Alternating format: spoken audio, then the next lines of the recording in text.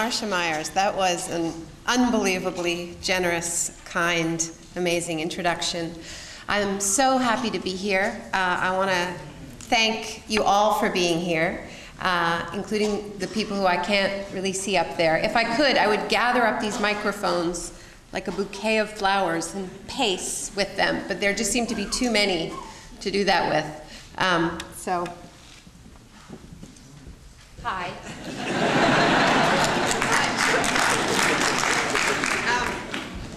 And there's some in the basement, too. And the people in the basement, although I will refrain from running down to the basement and saying hello to them, but hi, in the basement. We all say hi. Very nice. You are here with us. Now, Marcia was kind enough to quote some of the nice things that people have said about this book. Don't be fooled. They've also said some terribly nasty things. One of the things I'm accused of at times among conspiracy theorists, et cetera, I'm sometimes accused of preaching to the choir.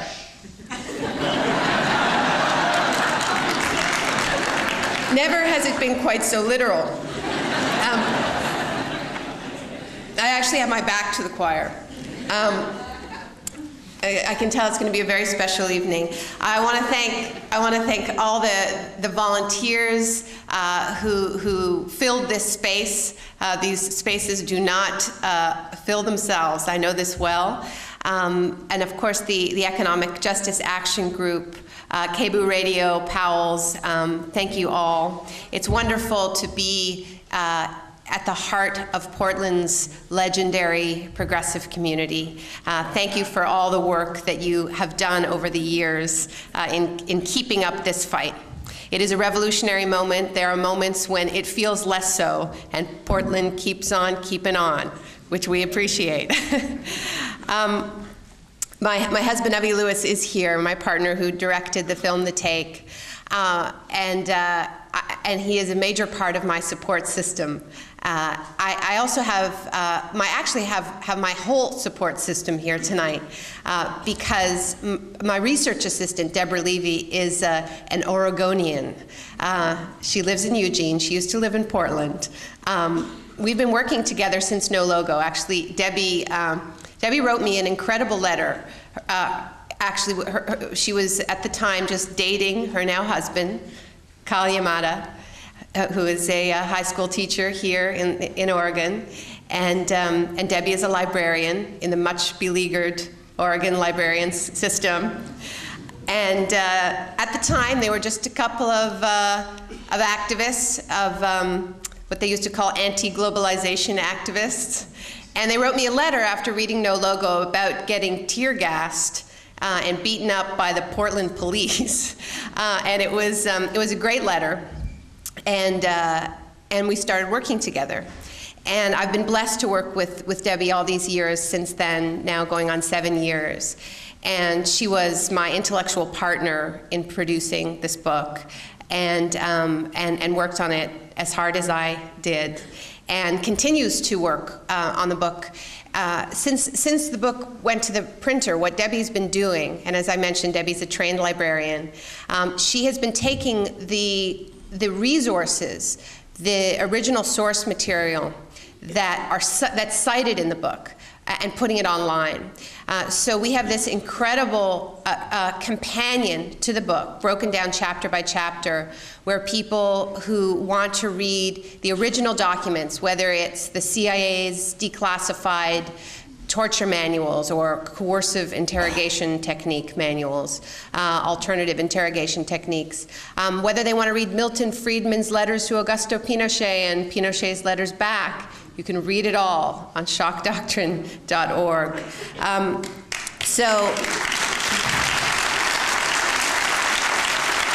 Yes, thank you. I'm very thrilled to be here with my whole support system, and Debbie is one of yours, so thank you for giving her a warm welcome. Thank you so much.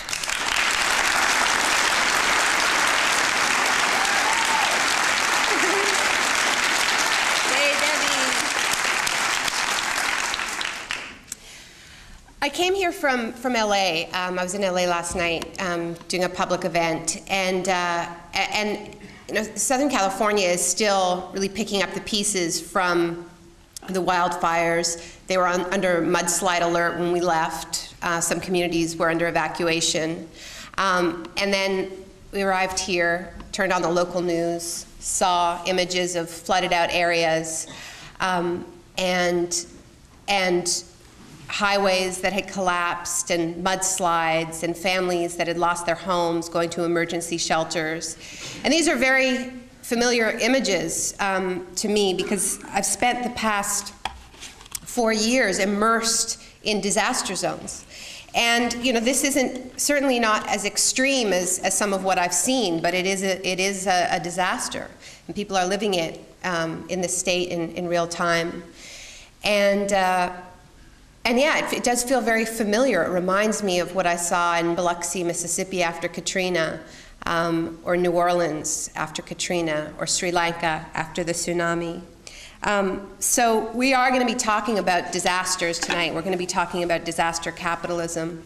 And it seems to me that it is only appropriate for us to begin this discussion by thinking about these disasters unfolding in this region, in other parts of the country, around the world, whether Tabasco, Mexico, Bangladesh.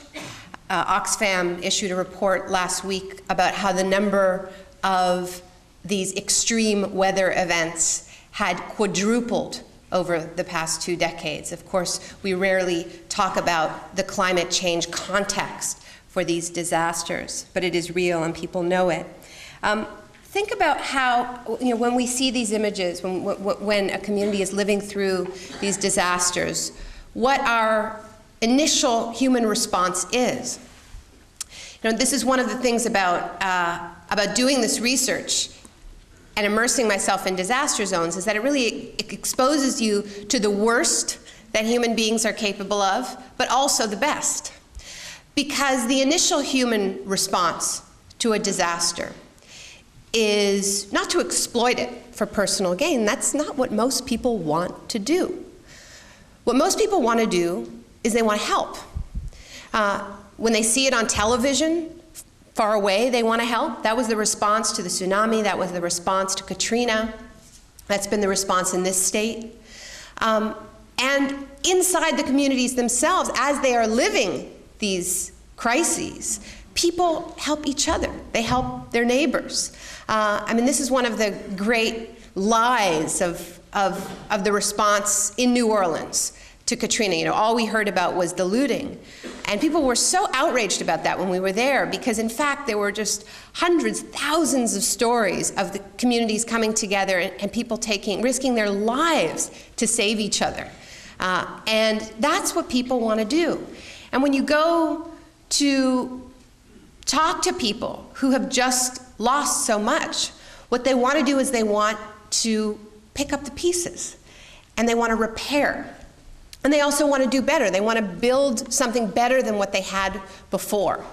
But the idea that they can't participate in these decisions because they're somehow too traumatized or too victimized is a myth. In fact, people show incredible resilience and strength in the face of disasters. I met a woman in Sri Lanka who was 9 months pregnant when the tsunami hit. Her name is Renuka. I write about her in the book. She had 2 kids and 9 months pregnant, and she saw the wave coming, and she ran with the superhuman strength and saved her 2 kids and saved herself, and then proceeded to try to rebuild her community. So people are capable of enormous amounts. How we respond to crisis really is a choice. And the message that I have is not one that we are inevitably exploited in the face of a disaster.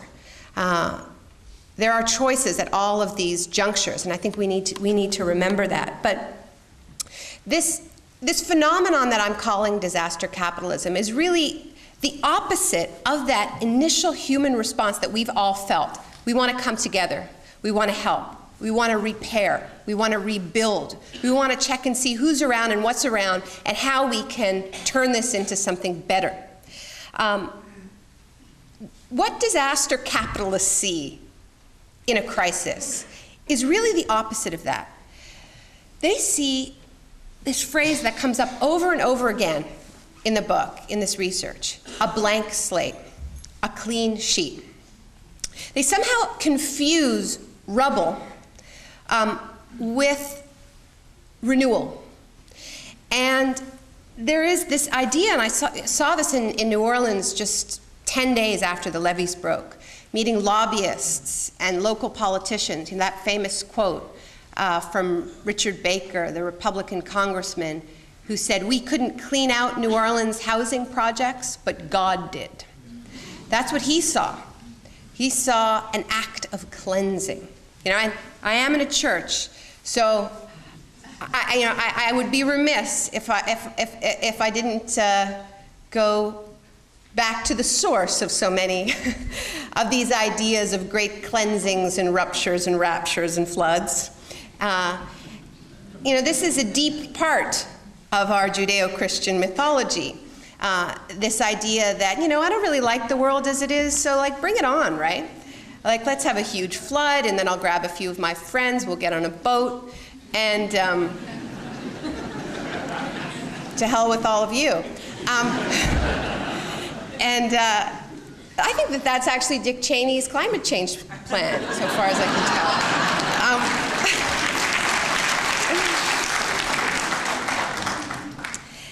This idea that there's some escape, right? If we don't like the world, we just need to shock it, burn it, wipe it clean, and then we can start over.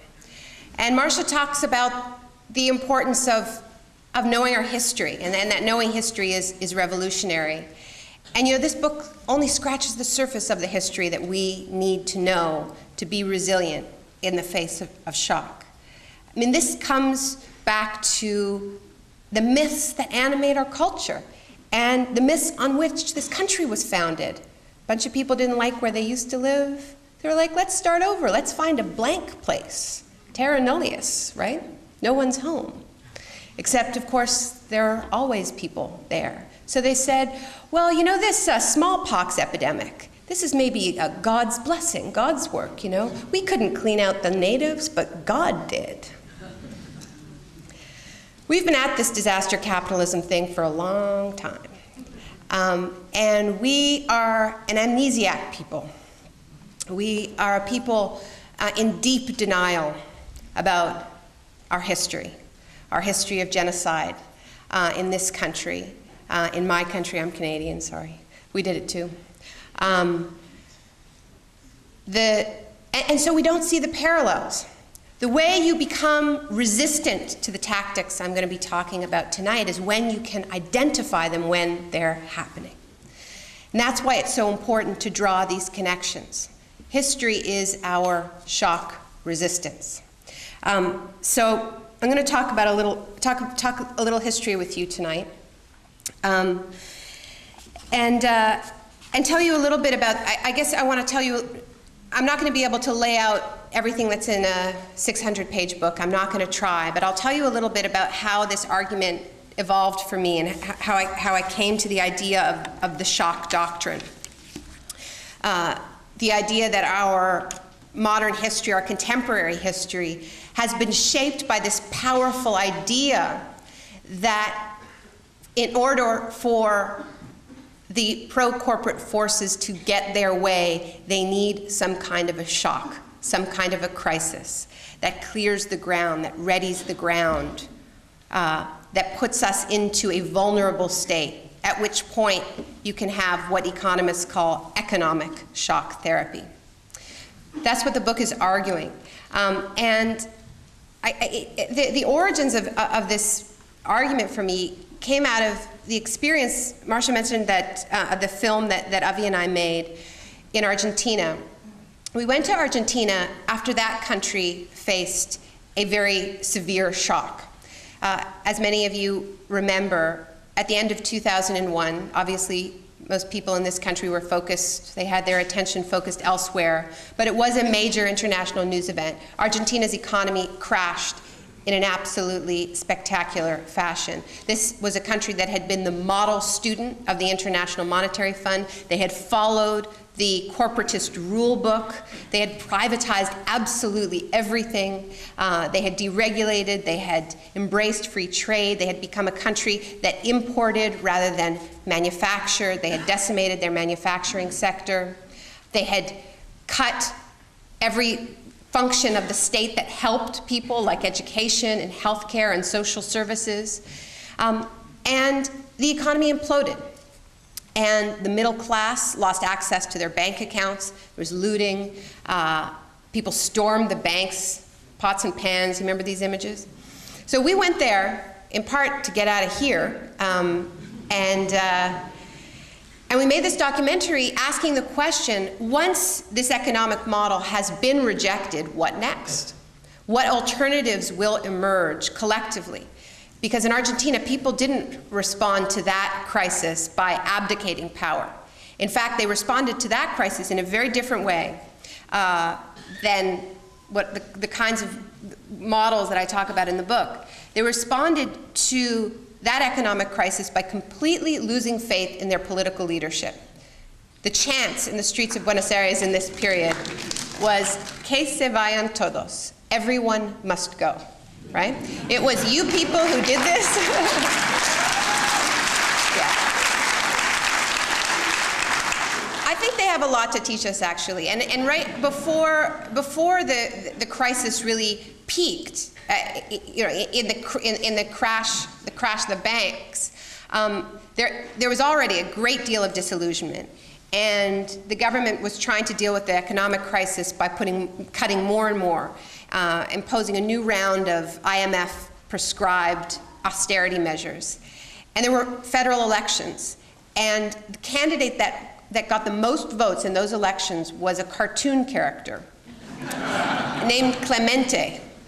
People stuffed their ballots with cartoons of Clemente. And Clemente is a very famous Argentinian comic strip. And Clemente doesn't have any hands.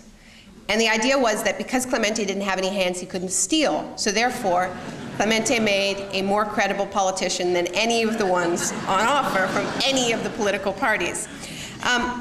So this was the context, and so people turned to each other. They said, we can't trust our political leadership. They're all thieves. They're all involved in this crony capitalist model. We need to turn to each other. So we wanted to know what the alternatives would be when people turned to each other, and we ended up making this film about occupied factories, about places where people had been fired from their jobs, and rather than allowing themselves to be fired, they went back to work. It was the opposite of a strike. If you think about a strike, withholding your labor, this was people unfired themselves, and it's quite interesting because if you think about the traditional tactic of a strike, it's not a very effective tactic if people don't want you to work, right? So the idea was the machines still work, the equipment's still there, we have the skills, we've done this work, we can do it on our own. So this was a really powerful moment, not just in Argentina, but in the whole region. In Bolivia, they had just thrown out Bechtel because Bechtel had privatized the water system and hiked rates up 300%. Made it illegal to collect rainwater, unfair competition. And really, in Bolivia, it was at the early stages of what ended up becoming really a national revolution that ended up bringing Evo Morales to power. They were in the early stages of that. Brazil, they had just elected Lula. In Venezuela, they had just repelled a US-backed coup d'etat against Chavez. So things were really happening in Latin America in this period. But across the region, it was a revolt against what Latin Americans call el modelo, which is the model. And everyone knows what the model is. It's privatization, deregulation, cuts to government spending. It is this package of policies that we've all been living with. And it was just crashing in Latin America. It was no longer possible to impose these policies peacefully. through free trade agreements, through the World Trade Organization, through the International Monetary Fund. It just wasn't working anymore. People were rejecting it on the streets and at the ballot box. So the idea for this book came from being in Latin America at this moment when the war in Iraq began.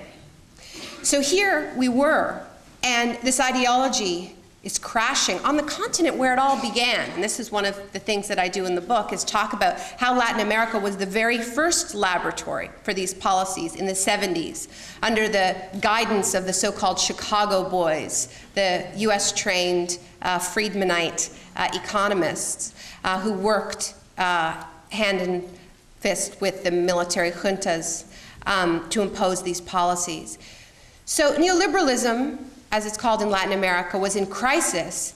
And then in another part of the world, actually in the only part of the world where this economic model has not swept the Arab world, the Arab and Muslim world. It swept Latin America, Africa, North America, Europe. I mean, it's basically North Korea and the Arab world that remained protected. Even US allies like Saudi Arabia. 90% of Saudi Arabia's economy is in state hands. These are not countries that have accepted the neoliberal consensus, as it used to be called. So in another part of the world, this ideology that was crashing in Latin America is suddenly being imposed through tremendous violence. And this is what in the book I talk about 3 distinct forms of shock. And those 3 distinct forms of shock you could see very clearly in Iraq in this moment. The first was the shock and awe attack on that country, a military strategy that was designed explicitly to heighten the disorientation in the general population. What made shock and awe different from the doctrine used during the first Gulf War was that it targets the society writ large. That's a quote from the shock and awe manual.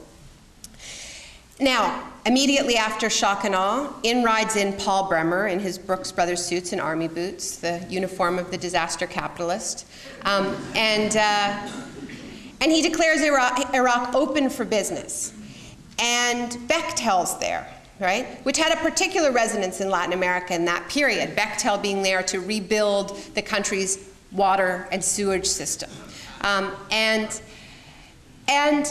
then Paul Bremer passes a series of laws that are exactly the same laws that had sent Latin America into crisis.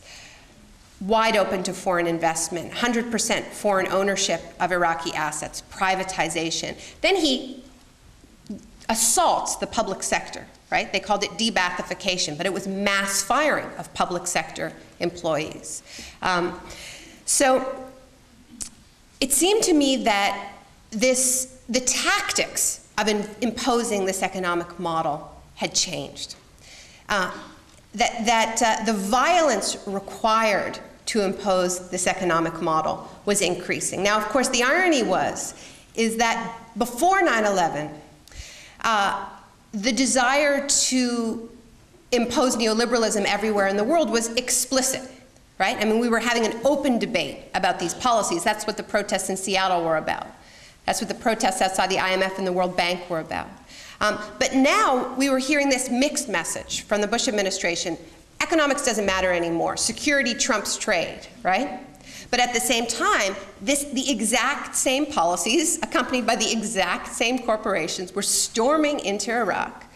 And it was economic shock therapy through shock and awe warfare. Now, at the time, I thought that I was seeing something that was unique to the war, unique to the Iraq context. But after the tsunami, the Asian tsunami, I got an email. I'm on a listserv, the Via Campesina listserv, which is a network of small farmers around the world. And there was an urgent email that was sent out by the head of the Small Fishing Peoples Association in Sri Lanka, just a few months after the tsunami hit, I think just 2 months. And the subject line was "The Second Tsunami of Corporate Globalization and Militarism." And this email described how in Sri Lanka, which had been one of the hardest hit countries by the tsunami, 40,000 people had been killed, almost 500,000 people had been internally displaced, overwhelmingly more than 90% of them were small boat fishing people who lived on the beach and made their living from the sea.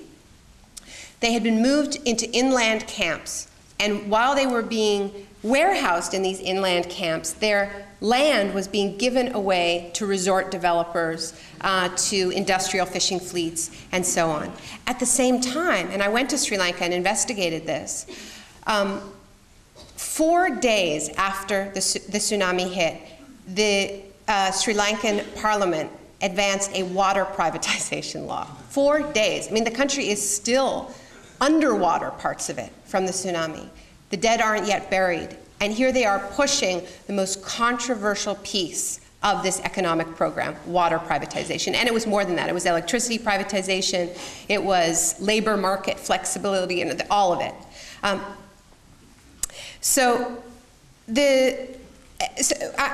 was after that I used the phrase disaster capitalism to describe what I was seeing in an article for The Nation.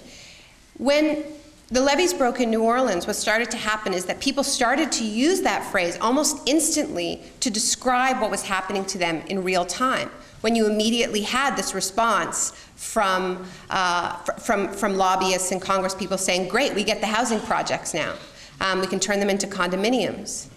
And we have a document on the website. It's one of the most damning disaster capitalist documents out there, which is the minutes from a meeting that took place at the Heritage Foundation 2 weeks after the levees broke in New Orleans. The subject, that heading, is 32 free market solutions for Hurricane Katrina.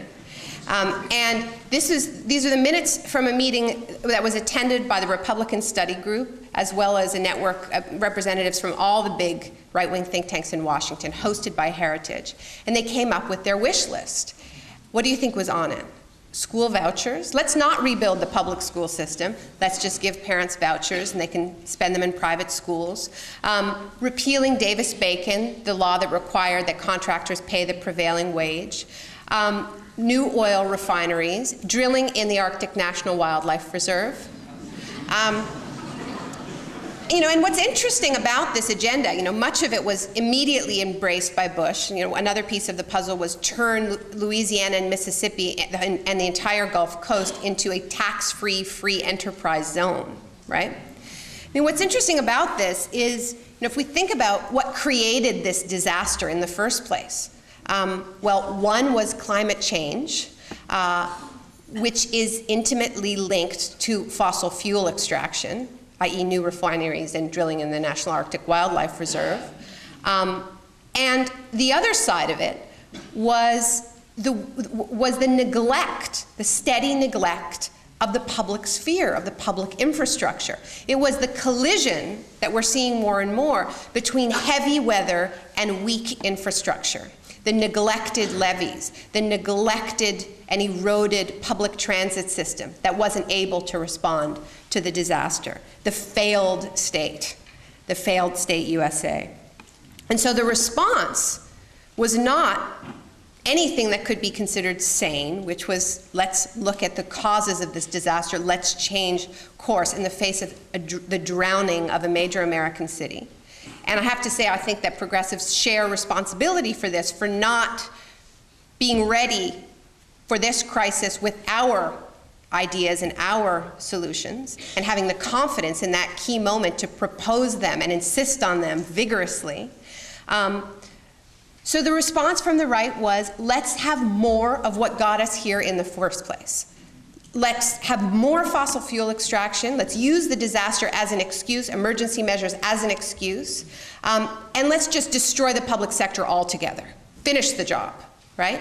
So if you go to New Orleans today, what you see is that the city has been turned into the country's leading petri dish for charter schools. More than half of New Orleans public school students are now going to charter schools, not because they wanted to, not because they chose to, but because when they were scattered throughout this country in a scandal they called evacuation, and what a lot of people in New Orleans called forced relocation or ethnic cleansing, their schools were taken from them and socially re-engineered. This is an incredibly anti-democratic move, incredibly racist, The fact that it was done in New Orleans, I think has to be seen within that context. And the largest public hospital in New Orleans, Charity Hospital, is still closed. And those public housing projects right now are slotted for demolition. And I think just 2 days ago, Bill Quigley, who is an extraordinarily courageous human rights lawyer and has been the leading public advocate representing the people who lived in those housing projects and has been standing up representing them in court, was just arrested 2 days ago for demonstrating against the planned demolitions of these housing projects. So that's what I mean by disaster capitalism. I want to talk a little bit about another shock, which is September 11th, which is really, I think, key to understanding how we got to where we are. I think retroactively, and this is, I think, why this book is resonating in this moment in the US, is that people know they've been living the shock doctrine since September 11th. That shock, that blow to the psyche of this country was expertly harnessed by this administration to push through policies that they could not push through otherwise.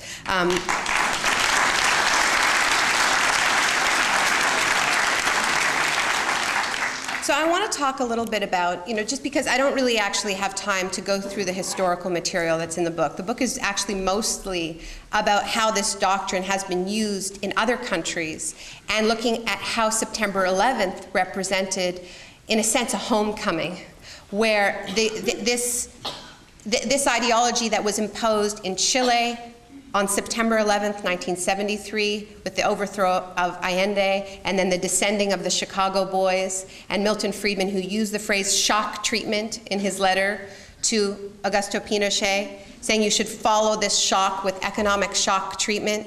And then it was enforced with a third shock, a shock to bodies, the shock of torture. That was the third shock that I didn't get to before.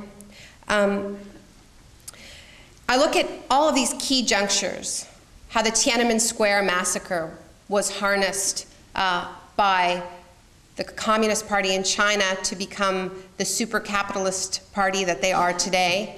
That act of terror created the context that allowed China to be turned into the sweatshop to the world. It so terrorized the workforce, sent that message of raw terror. And we don't talk about these events within an economic context. We talk about them through a very narrow lens of human rights. And what I'm trying to do in this book is ask the why behind some of these big human rights violations, some of the big human rights violations of our time. And one of the argument in the book is that in so many of these cases, whether it was Latin America in the 70s or China in 1989, we treat these events as if they are simply human rights violations, as if they are the scene of a murder. They're a murder scene. And in fact, what they are, the site of an extraordinarily violent armed robbery. That you need this violence in order to push through the economic policies that loot these countries. And that if you're going to rob a country, you do need to use force. That's why robbers often carry guns and use them sometimes. This is a violent process, but it makes sense. And one of the things that really drives me crazy is when I hear people talk about the Bush administration as incompetent. I don't think that they are incompetent. And nor do I think that Iraq is a disaster. Nor do I think the war on terror is a disaster. Not for everyone. And So I want to talk about September 11th in this context, and I want to broaden it out a little bit to think about a little bit more about what shock means. Shock, we use the phrase fairly lightly. We say we're in a state of shock. We don't really describe what that means. A shock is a response to an event that we can't assimilate. It's an event that seems to come out of nowhere, and it is a rupture in our story. Now that can be on an individual level. It can be a terrible loss that surprises us and shocks us, and we lose our narrative. We lose a sense of who we are in the world, and we've all seen that, and many of us have experienced that directly. We know that state of shock. It can also happen to us collectively, and many of these events that I'm describing, a hurricane like Katrina, or the tsunami, or a war like a shock and awe attack, or September 11th, what they represent are events that are too big to be assimilated into a national narrative.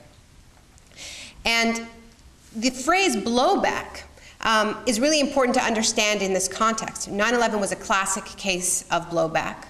And what makes it a classic case of blowback is a CIA term, as you know, as Chalmers Johnson has explained, to describe the repercussions of actions that the US government took, but that were covert actions, i.e. actions that people didn't know about. By their very nature, they were covert. So when there is blowback from those actions, when there are ramifications from those actions, they seem to come out of nowhere because there isn't a context in which to place them. So the ramifications from those actions are particularly shocking. They are particularly surprising. So if we think about the collective responses to 9/11, it came from nowhere. Why do they hate us? Who are these people? It was the feelings of classic disorientation, an event that seemed to come out of nowhere. So shock is the gap that opens up between an event and our collective story. And our collective story is our history, right? It is the gap that opens up between our collective narrative. And when that gap opens up, we are very, very vulnerable. So if we think about what people wanted to do in that moment, what was the natural impulse? It was actually to gather. People wanted to talk. They wanted to talk to their neighbors. They wanted to assimilate that event. They wanted to close the gap between event and story. Because we humans need story, right? It's primal. And seeing as we are in a place of story, I thought I would mention that. And so people gathered, they talked, they went online, they went to bookstores, they went to libraries, and they desperately sought to fill that gap. So what did the Bush administration say?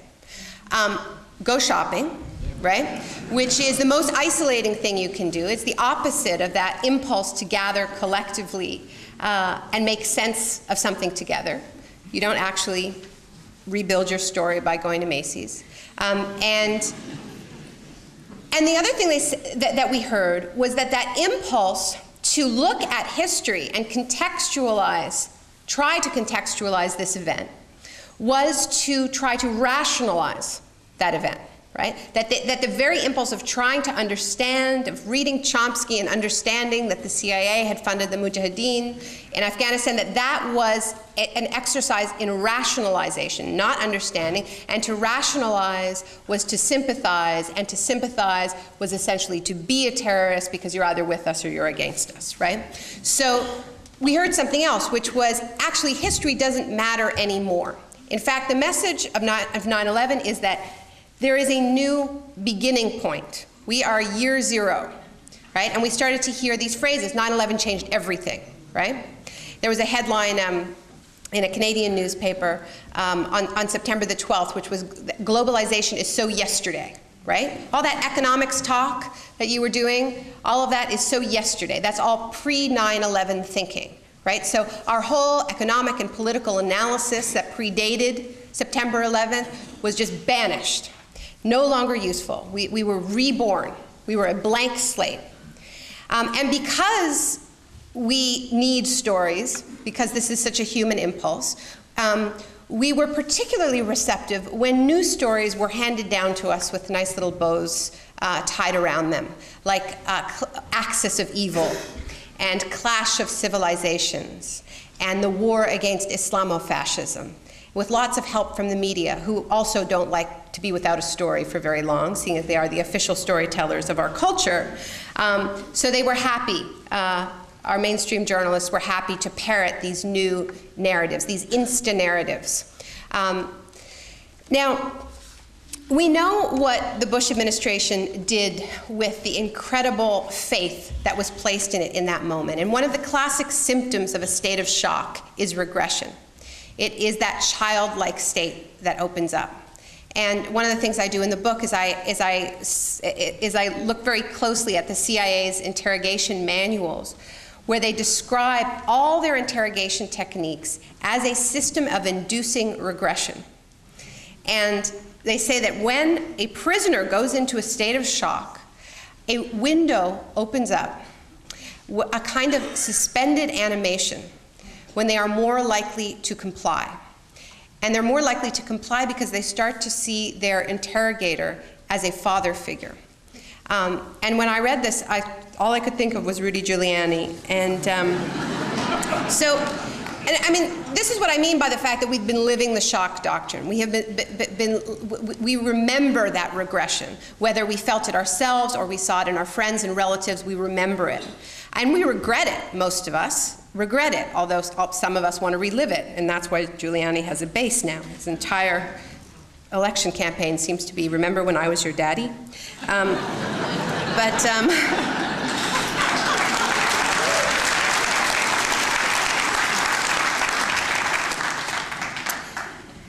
So we spend a lot of time now retroactively piecing together the extraordinary powers that were seized by the Bush administration in that period, through the Patriot Act, through warrantless wiretapping, through the right to wage preemptive war, the opening of Guantanamo, all of these measures. And that's really important that we're going through this process. But I still think we're missing a larger story. And that is the war on terror that was declared in this period, and the super empowered security state that the Bush administration has created through the special powers that they claim to put people under surveillance, use indefinite detention, the classification of enemy combatants, the waging of preemptive wars, the launching of the Department of Homeland Security. All of it actually doesn't make sense as a war. We understand that, right? I mean, we understand that you can't win a war against evil everywhere forever, right? We joke about that, but we understand that from a military perspective, this is an unwinnable war. But if you think about it in a different way, it starts to make more sense. If you think about it actually as a business plan that the Bush administration gave to corporate America after 9/11, and that 9/11 sort of acted as a kind of an IPO, launching a new economy, right? That in the same way that the internet launched the dot-com bubble, the 9/11 launched a security bubble. Because the part of this that we still haven't fully grasped, even though we talk about individual contractors and individual corruption scandals like Halliburton and Blackwater and Bechtel, what we haven't grasped is that this entire infrastructure that we're calling the war on terror, whether it's being fought abroad in Iraq or at home through this super empowered security state, is a hollow shell. It is fully privatized. Everything that can be outsourced and privatized has been outsourced and privatized. This is the end point of the privatization agenda that we've been living with for 25 years. They've already privatized all of the arms of the state. All that's left is the core. The core is the army, the border control. The core is the running of the government itself. So this first stage was the super empowering of the security state, of those core state functions. But the second stage was the simultaneous privatizing of them. Now, one of the advantages of this is that you actually don't have to debate any of this, because it's all taking place under cover of the war on terror, which is, of course, covered under national security. And the Bush administration had a blank check to wage that war however they wished. So we find out about this in glimpses and bits and pieces retroactively through an individual scandal. Through the Blackwater scandal or through the Abu Ghraib scandal, we find out that even prisoner interrogation has been privatized. But we don't get the full picture, and that's the advantage of using shock and crisis to push through these policies. They create states of emergency where democracy can be circumvented and pushed aside. So if you think about it as a military plan, it doesn't make a lot of sense. But as an economic program, it makes a lot of sense. I think what we need to understand is the Bush administration, they're not an administration. They don't administer. They think other people should do that. They've outsourced administering. And the role they have played in the war on terror is not that of an administrator, but that of a venture capitalist, of a deep-pocketed venture capitalist that says, okay, here's your business plan. Here's your market. Fight evil everywhere forever. Okay. Terrorists and immigrants too, while you're at it. Diversify. And we have your startup money, unlimited public funds, with absolutely no oversight or accountability because it's all being spent in the name of security. And then it starts to make a lot more sense. Because from a business perspective, what you want is predictability, stability. You don't want to invest in a market if it could end, right? If it could end tomorrow, if this is some sort of flash-in-the-pan war. No, you want to know that this war is going to go on and on and on and on. And if you decide to diversify your interests, like a company like Halliburton, for instance, which has been diversifying into the immigration holding business. They got a big contract to build detention centers in the case of an emergency influx of immigrants, which is actually a veiled response to reference to climate change. Because that's the sort of context in which you get an emergency influx of people. You have Blackwater, which showed up in New Orleans after Katrina, ready to diversify after Iraq and there to provide security, as they said, for FEMA. During the California wildfires, Blackwater's been very, very present there. They're interested in getting into the humanitarian relief business. So they're also interested in getting into the genocide prevention business. They want to go to Darfur. But so what threatens this whole new economy that has sprung up in the aftermath of 9/11 is peace, is that we could actually respond to our climate catastrophe through real political and economic action, like actual caps on emissions, and that we could decide collectively that we want to get off this disastrous course. We could take real action, like saying the Alberta tar sands, I don't know if you know about this, but should not be developed. I mean, that this is and we are continuing on this disastrous course. And I know we're going to have a lively question period here, but I think it's important to understand that to keep the disasters coming, all you have to do is nothing, right? You don't actually need to plan it. This economic model is a disaster. It is a disaster, and it will keep the disasters coming at us without any conspiracies required.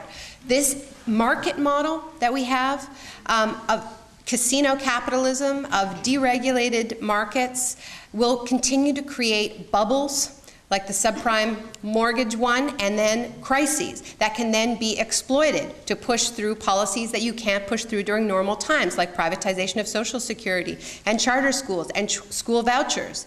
Each one of these crises presents an opportunity, but just by doing nothing, just by refusing to regulate the market, you will keep having these boom and bust cycles.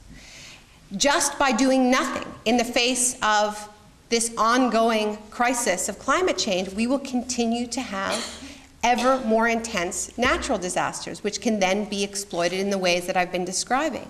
And by refusing to develop alternative energy sources and changing the way we live, we will have to fight more wars over scarce natural resources, scarce fossil fuels. And there will continue to be blowback from those resource wars. So just by doing nothing, this market is banking on us doing nothing. And just by doing nothing, the disasters will keep on coming. So that's what we're up against. Now, I think what's important to understand is that what's fueling this economy is fear. It's our complicity. And it's our willingness to be afraid all the time, and that is why a Giuliani figure is successful. The promise of the state giving us total security, which is a promise that they can't make, especially not if they're that they can grant. Also, the fear of immigrants is fueling this economy, and we can talk more about that. The fear of climate change is now fueling this economy. I mean, I wrote a column recently called Rapture Rescue 911 because I used to think that what was wrong is that this administration was run by a group of people who really believed the rapture was coming in their lifetime and that they and their friends were going to be airlifted out of here. And so it really didn't matter. And now I actually think that what they're doing is they're reenacting it down here. They're not waiting. You know, heaven can wait. We'll just have the rapture right down here. And the privatization of disaster response, what we're seeing leap forward. There's a company in Florida called HelpJet that markets itself, turn your hurricane into a luxury vacation. During the California wildfires, we saw something that we haven't seen in a couple centuries, which is private firefighters working for insurance companies, spraying down houses for the people who had paid very high insurance premiums, spraying down houses with fire retardants while the houses right next door burned down. So, I mean, we're living this. We were actually creating a sort of a rapture context, except for it's not about if you can pray, it's about if you can pay. And if you pay for these extra services, you will be saved from the worst of these disasters. And at the same time, we're creating an economy that is about containing the discarded people. The people displaced by these disasters, privatizing the detention centers, privatizing the surveillance. So you have the privatized containment and the privatized rescue simultaneously. So this is what we're up against. And you know, I do think, as Marcia said, that it is a revolutionary moment because people see this. It's becoming very, very naked. And the fact that there are so few people who are actually defend this on ideological grounds anymore is quite interesting because it is just indefensible and it is exposing this whole era that we have been living in as a revolt of the elites, a class war waged by the rich against the poor, a revolt against the New Deal and all of the policies that were put in place so that there would not be the kind of scenes that we saw in 1929. I mean, people demanded something different in the face of that crisis, of the market crash. And that was a different kind of response to disaster. That was disaster collectivism, if you will. That's what the New Deal was. And this whole era has been about dismantling that process. So it's that naked. I just want to finish with an example of another way of responding to crises. As Marcia mentioned, the books come out in a bunch of languages, including Spanish. And I was in Madrid recently launching the book. And it was a really interesting time to be there because they were just handing down the verdicts for in the terrorist attacks that took place on March 11th, 2004, those horrific attacks on the trains. And it was really interesting to be there in that moment because, first of all, they had allowed their court system to deal with this terrible crime. They hadn't abandoned the Geneva Conventions. They hadn't kidnapped people and taken them to secret prisons. It was in the open court system, and they had just handed down verdicts. And there were media allowed in the courtroom. All kinds of crazy things were going on there. And so it was an interesting time to talk to people about that event. And people in Spain refer to it as their 9/11. But they reacted to it completely differently. And I just want to remind you, because I think some of you remember and some of you probably don't. The day after those attacks, well, immediately after the attacks, actually, Spain at the time had a very right-wing president named José María Aznar. A big Bush ally went into Iraq with Bush against the wishes of his people. Immediately after the attack, Aznar just started doing his best Bush impersonation.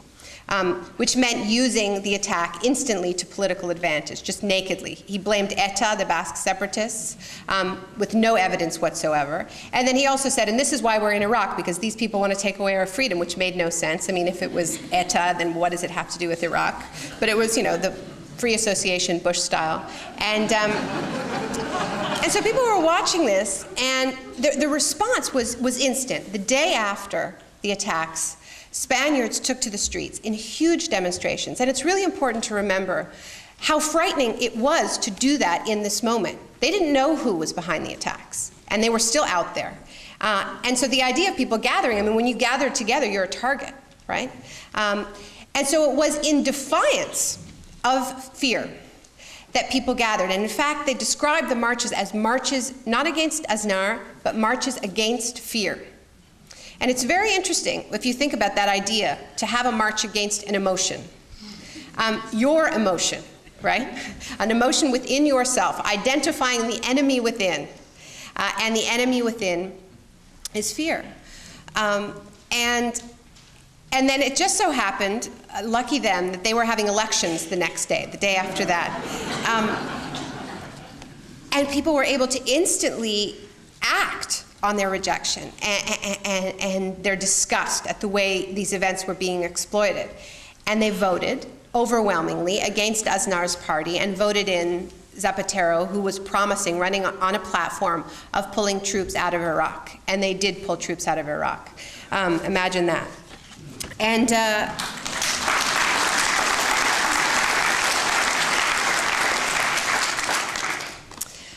so when we were in Spain, I asked a lot of people, you know, why was it that people responded so spontaneously, so, you know, without any organization, so powerfully to what Aznar was doing? And we got the same answer again and again. He reminded us, Aznar reminded us of Franco. And so, you know, what's so interesting about that story, to me, is first of all that they identified fear as their enemy, even though they had every reason to be afraid, right? There is no guarantee. None of us are guaranteed a life without fear. The idea of security is a myth. None of us get it. And they gathered because they knew there was strength in numbers. They knew they would be stronger together than apart. And what allowed them to do this was their collective knowledge of history, their collective metabolizing of a past of terror. And more than that, that Spaniards had done the hard work of history, right? That they weren't living with the fairy tale version of history. They were remembering their own complicity, their own collective complicity with the Franco regime, remembering how, in an earlier era, they and their parents and grandparents, some of them, had given into that desire for security and given up their democracy in the process. And so because they had done that work of history, they didn't lose their story. They had a story in that moment of crisis. They didn't go into shock. It was shocking, but they didn't go into shock. They had that collective story. And it was history, really, that saved them. So as we think about how we can be shock resistant, we know we can't keep the shocks from coming, but we don't have to regress. We don't have to give in to our fear. We can study history, and that will allow us to recognize patterns instantly. It's our roadmap. And we will see the early warning signs instantly, and we will be able to react, and we'll be able to resist. So I want to thank you very much. I've talked a long time, but we still have time for questions. History is our story. It's our shock resistance. So thank you for remembering a little bit with me tonight. You've been listening to a presentation by journalist and author Naomi Klein, talking about her latest book, The Shock Doctrine, The Rise of Disaster Capitalism. In a moment, we'll return to the question and answer session from the program. Naomi Klein is an award-winning journalist, syndicated columnist, and author. Her books include the international bestseller, No Logo, Taking Aim at the Brand Bullies. With over 1 million copies in print, this book, Naomi Klein's first, was translated into 28 languages. And Fences and Windows, Dispatches from the Front Lines of the Globalization Debate. Naomi Klein is a regular contributor to The Nation magazine and the British newspaper The Guardian.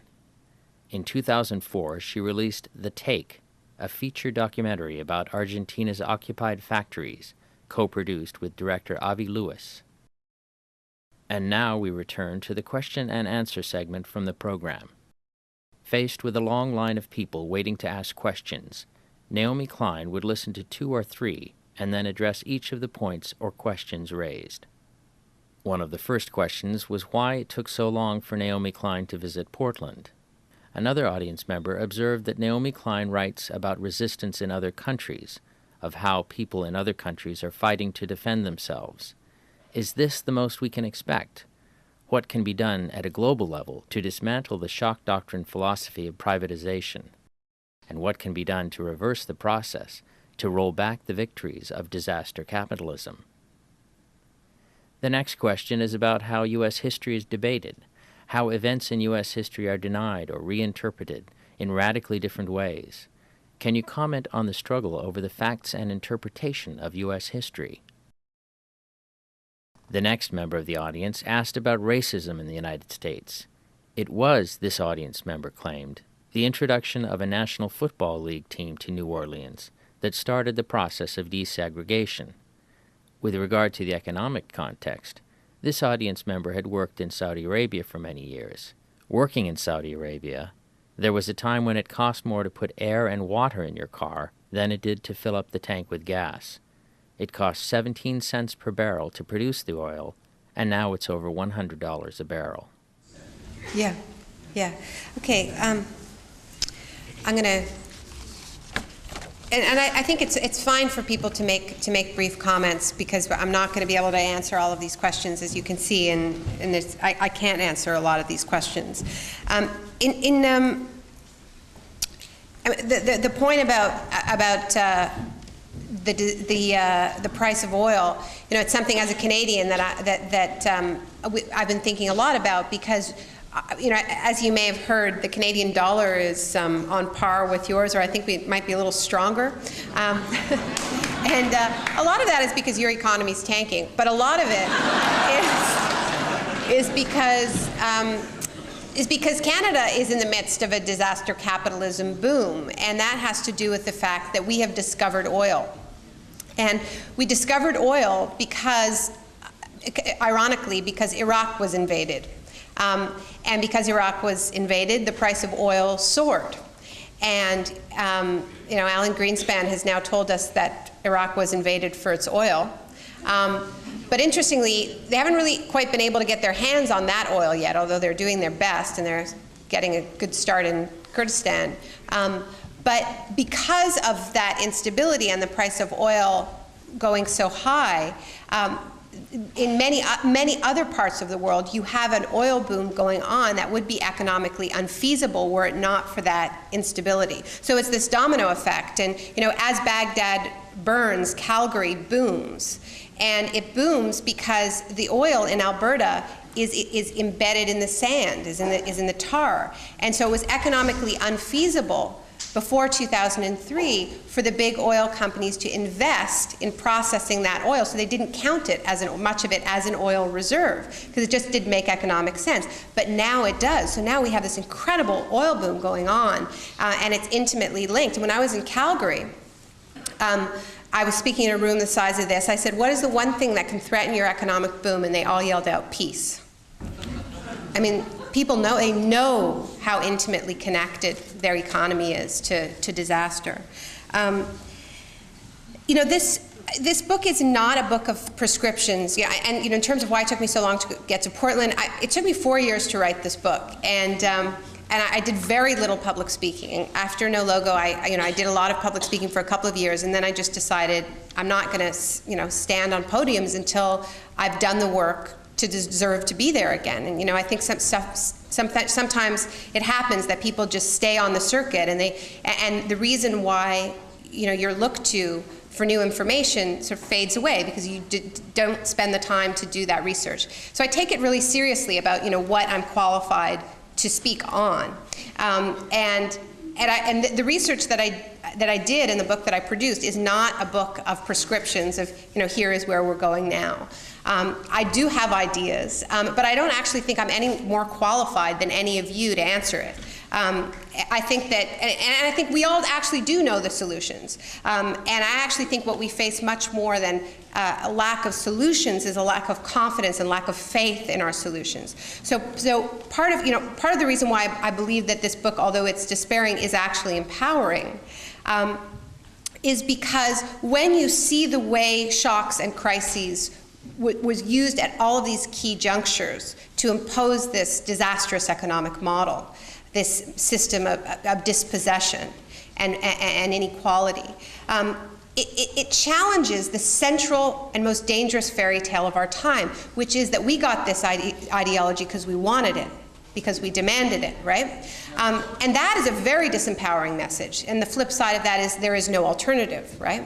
So what I'm showing in the book is that, first of all, people didn't want this. They voted for other things at very key moments, whether in South Africa in 1994, or Solidarity in Poland in 1989, or Chile in 1970 for Salvador Allende. And these shock tactics have been used to get those alternatives out of the way. And they are basically variations on democratic socialism and cooperative workplaces. And this attempt to reconcile the desire to have freedom in our choices and to pool our collective resources and live in dignity is, we've been trying to have this, to get it right for a really long time now. And this economic project has really been about eliminating those alternatives and claiming there are really only two choices: totalitarian communism and savage capitalism, and nothing in between. So I'm just trying to show all the roads not taken,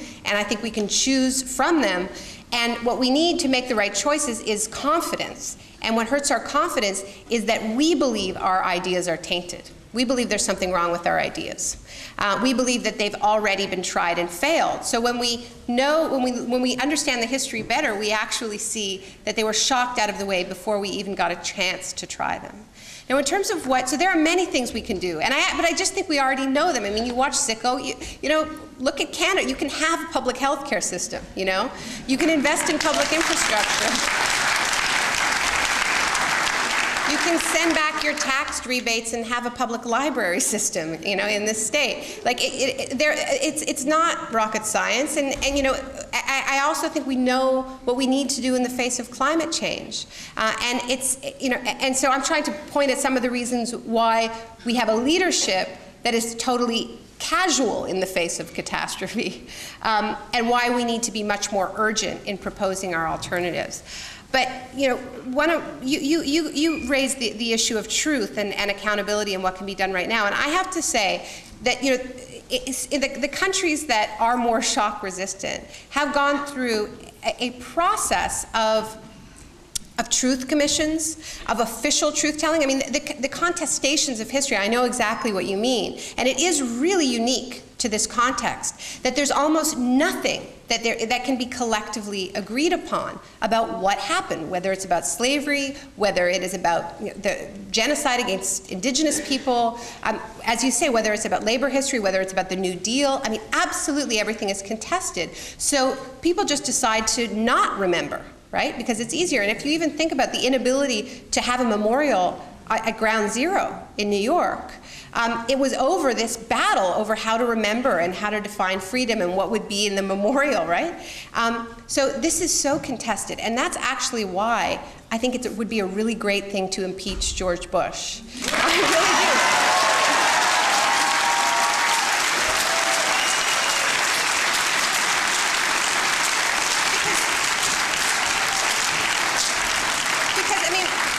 Tell the truth to each other all we want, but it's the official truth-telling right? It's getting it down on the record and there being consequences for the truth that this country so desperately needs. I think it's the beginning of the process, but it's a really good beginning. So, yeah.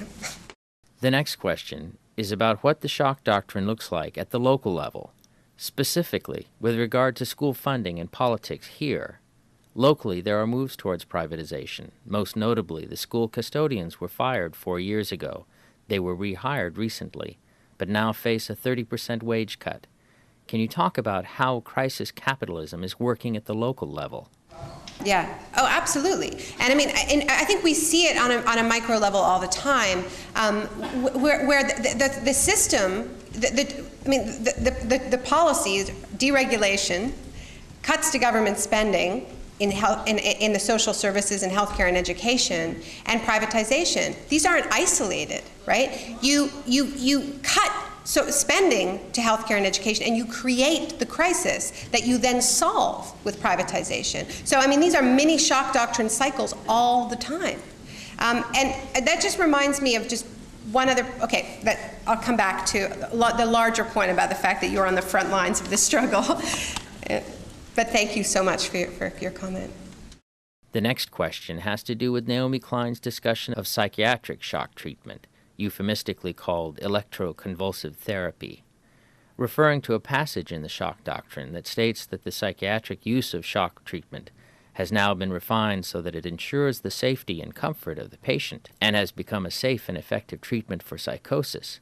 This member of the audience takes exception to this, stating that it is not universally accepted. Yeah. Okay, so thank you. Hopefully you talk more. You know, I have to tell you, that was a contested paragraph in the book. I feel better already. Yeah. Thank you. I also have a question. Yeah. The next question from the same member of the audience is about fiscal conservatives, including ideologues like Grover Norquist, who may be angry about the size of government and the deficit and the number of federal employees. Have you encountered any of these people, fiscal conservatives, who object to the policies of the Bush administration on these grounds? The next audience member said he was representing the millions of Americans who think that 9/11 was an inside job. He offered a number of examples that he presented as evidence for this view, including a copy of the 9/11 Commission report, which he presented to Naomi Klein. He then asked how Naomi Klein could refer to 9/11 as blowback if in fact it was an inside job carried out by the Bush administration. I have the 9/11 Truth Commission, but thanks. Get it again. Well, listen, I am not going to defend the 9/11 Truth Commission. It is an embarrassment of a report. And I do want to thank you for your contribution. And I absolutely have many questions. I also would put nothing past these guys. All I have said about this is that I report on what I can prove. And I can't prove it, so I'm not reporting on it. But I can prove that this administration invaded Iraq based on lies, illegally, and that act has led, by the latest respectable accounts, to the deaths of more than 1 million Iraqis. And I don't understand why that is not enough to impeach Bush and Cheney. I don't.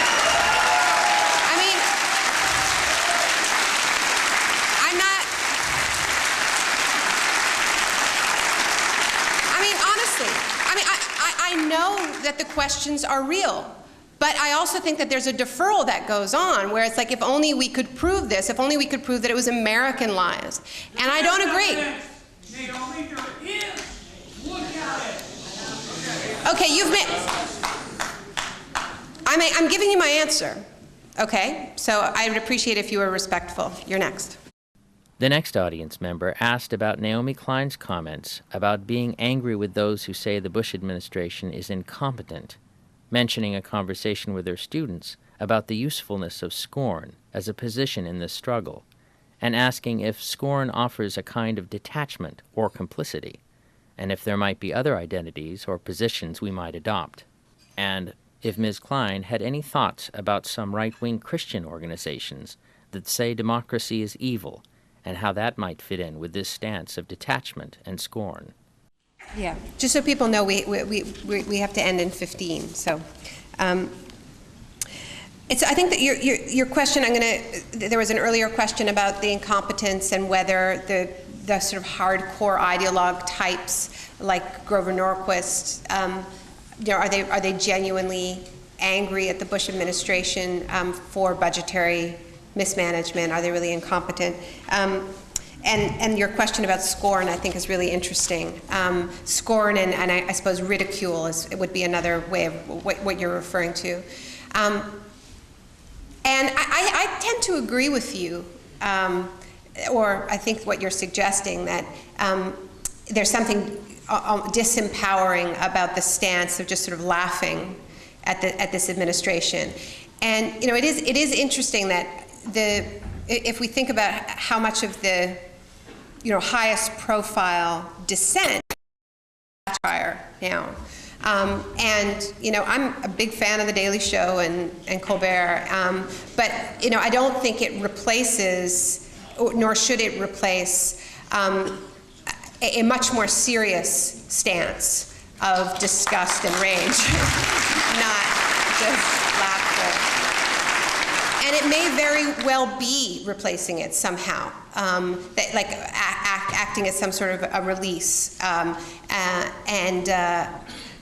think humor has to be part of any movement, but there's I think something different between sort of between the kind of humor I'm talking about and the ridicule and the constant ridicule, really.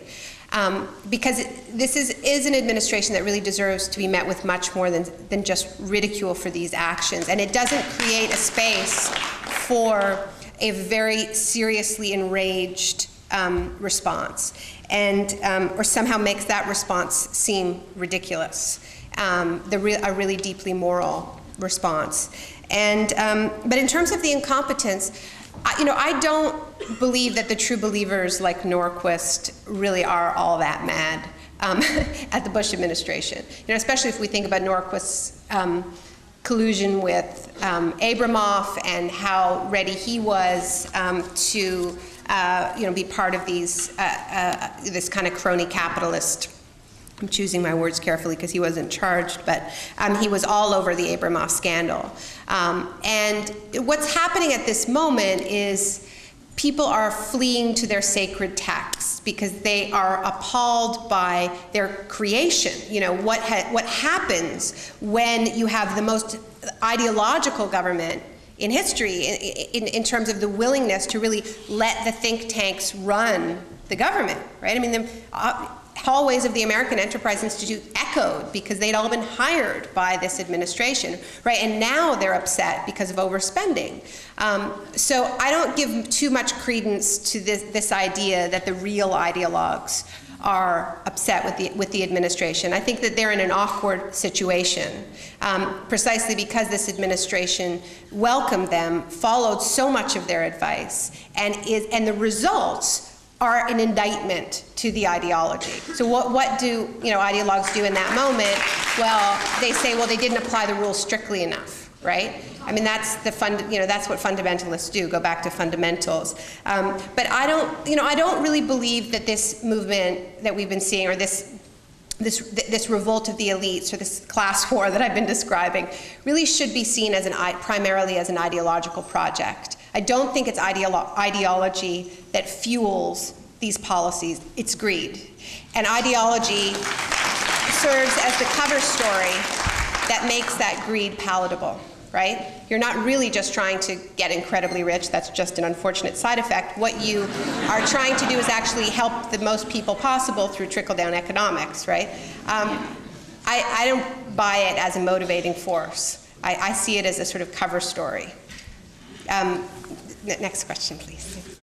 The next question had to do with the upcoming election and whether Naomi Klein had any advice for how to approach the campaigns.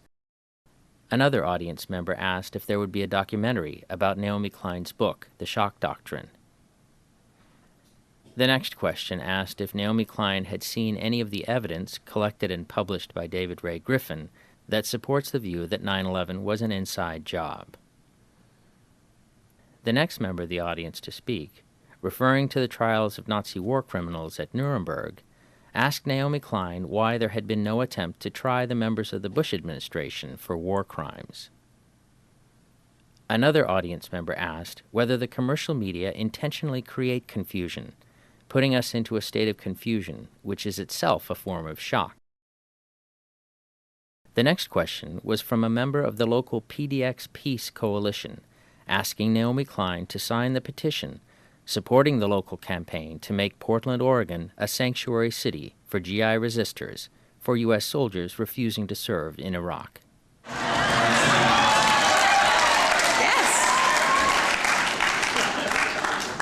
Your very, very first signature will come from the daughter of a draft dodger.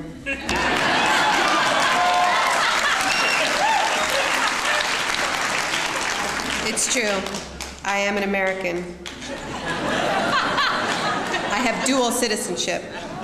We came to Canada in 1967.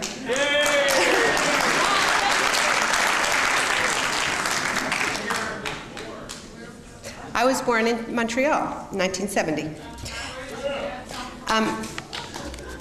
Where? Newark, New Jersey. That's where my dad's from. My mom's from Philadelphia. Well, we came because of the war, but we stayed because of the health care.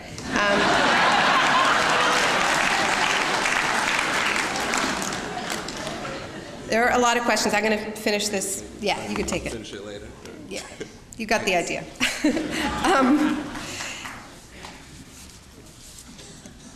There was a lot there, but I think that would be an amazing response, and Canada, we're having a really pitched battle right now.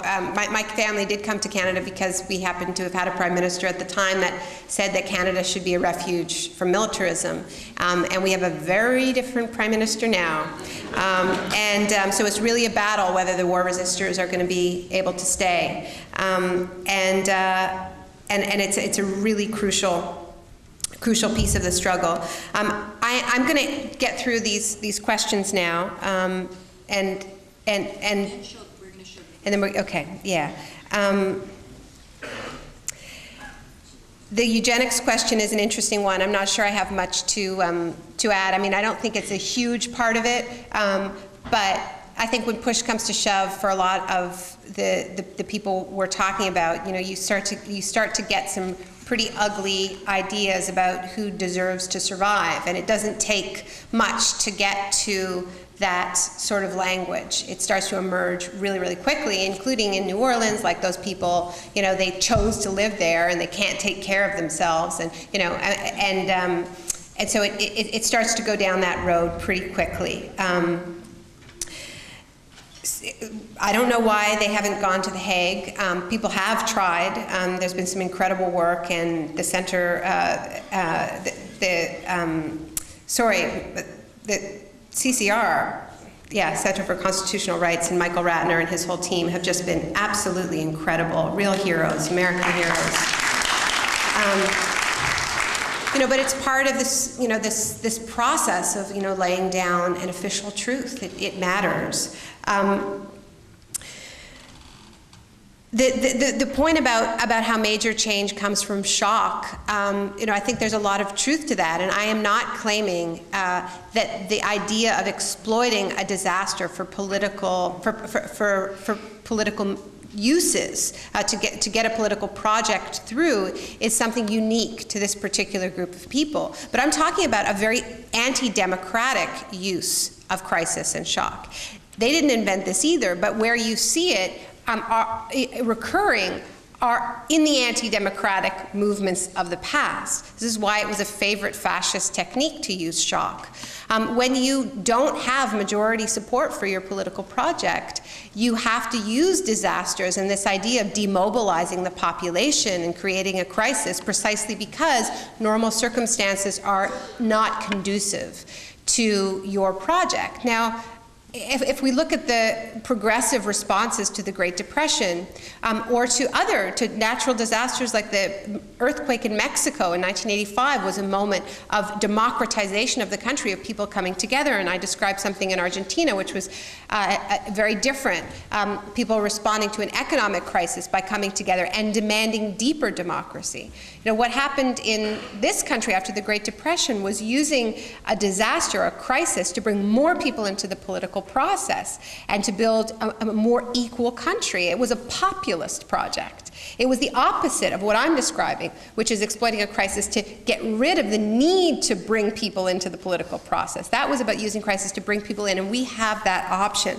But so even though, you know, I fully agree that we need to be ready when the next shock hits, we need to be ready now. I mean, I'm not sure how we're defining a disaster. I think we are living a disaster right now. And you know, what frightens me about it, and where I feel like we get into some really anti-human territory, is if we start to tell ourselves that it needs to get even worse than this, and then people will wake up. You know, I don't want to be part of any movement that desires more destruction than we're living right now. You know, we have to be guided. What separates us from what we are up against is that we value human life. We believe all lives are of equal value. If we go down that road, it's extremely dangerous territory. And, you know, I also don't see where the faith is that there is going to be this big wake-up shock.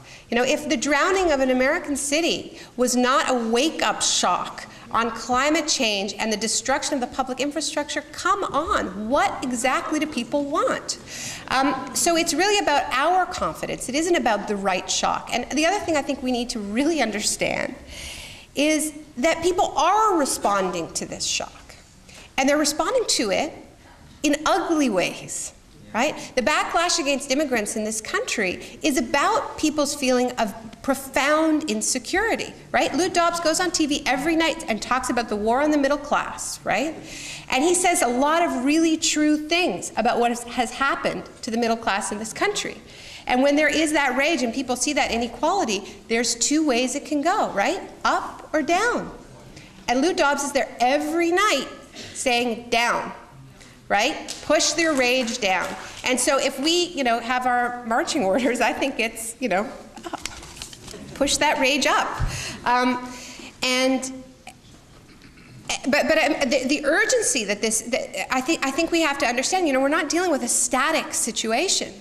We're dealing with a situation where people are losing their homes, they're losing their pensions, they are terrified, and they are reacting. There is a racist backlash going on in this country. There's a rise in hate crimes going on in this country that is about people responding to this economic insecurity. And the fact that progressives don't have the courage to stand up in this moment and propose ways of responding to that insecurity that push the rage up where it belongs to the hedge fund managers and the people who are making super profits off of this moment is about, you know, we don't have anyone to blame but ourselves for that. I really don't think we do. And it's about unleashing, I think, some of that rage instead of scorn, perhaps, giving ourselves permission to be angry. The media, there was a question about media, and a very good question about the state of confusion that we're in, and you know, frankly, this is why I decided to write the book. I felt very confused and overwhelmed by how fast things were changing. I felt that our movement that we had built around, you know, I was very much a part of the protests against corporate globalization that were typified by the Seattle protests, but were much bigger than that.